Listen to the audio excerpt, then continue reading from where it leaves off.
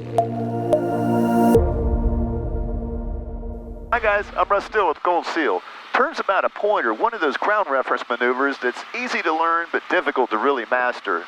They seem deceptively simple. You find a prominent point on the ground and then fly a constant radius turn around it. But there are two things that consistently get pilots crossed up. First is the wind and what it does to your ground track. The goal is to maintain a constant radius circular track. Now this is easy to do when the wind's calm, but when it's not, the wind will try to push you into some type of oval ground track, and that is what you want to avoid.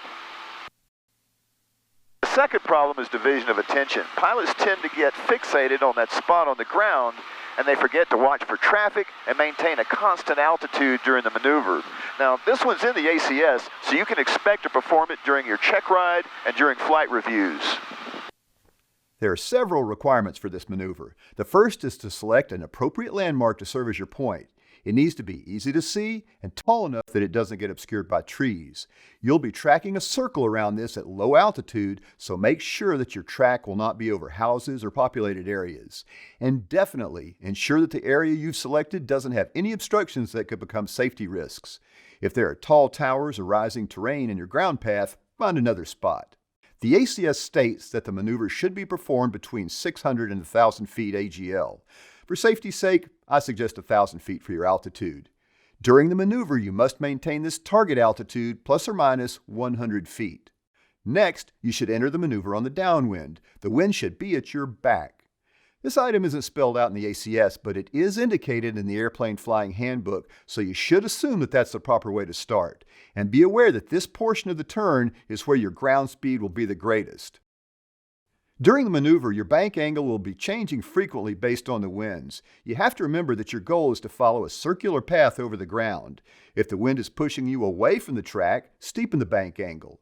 If it's pushing you toward the point, inside of the desired track, shallow the bank angle. A helpful trick is to recognize that your steepest bank will be with a high tailwind component and your shallowest bank will be with a high headwind component. Now, while you're flying this maneuver, you must monitor your airspeed and altitude to keep them constant, and you must watch the area for traffic, and watch your ground track to make sure that it stays a constant radius from your selected point. Your head should never stop moving. And here's a little memory aid for you. TPA. We know that means traffic pattern altitude, but in this case, it means for you to check your traffic, your path and point, and your altitude. All right, we've selected this white tank as our point. It's easy to see, the area around it's clear of towers and obstructions, and our ground track won't cross directly over any populated areas. I've picked a few landmarks around the point that roughly mark my desired ground track. These outline a radius of, a bit less than half a mile.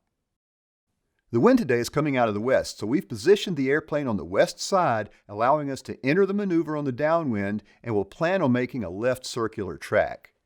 Ground elevation in this area is roughly 1,000 feet, so if we keep 2,000 feet on the altimeter, we'll stay 1,000 feet above the ground. We enter the maneuver with the wind at our back, so this is the point of highest ground speed. As our wings go abeam the point, we begin rolling to the left. Because of the tailwind, this will be our steepest bank angle. The goal is to roughly keep the point visible off our wingtip, but this will go up and down based on the bank. Double check the ground track using the landmarks picked out to outline it. All right, time for some multitasking. Now remember, TPA means traffic point altitude.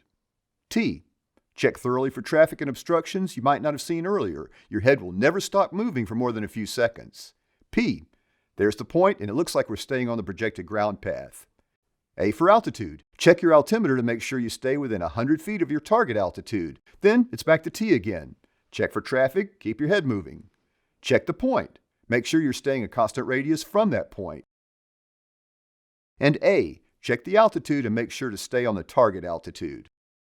With these winds, my bank is constantly changing and I do have to keep that radius. And here's a little trick that'll help you. If you see that the point moves in front of your wingtip, shallow the bank until it moves back to its original position. Just be careful that you don't find yourself spiraling closer inside the turn. If you do end up too close to the point, level the wings for long enough to fly outward to reacquire your initial desired ground track. And this is another reason to have some landmarks picked out. And that's how you do it. Choose a good point, visually imagine your track around that point, Enter on the downwind and adjust your bank to maintain a constant radius. Keep your head moving, checking traffic, point, and altitude. So the first thing I mentioned when we got started was that this maneuver is easy to learn but difficult to master. It does take some practice, so know the objectives, plan the maneuver in advance, and get out there and master it. And as always, fly smart and show everyone that you're a Gold Seal pilot.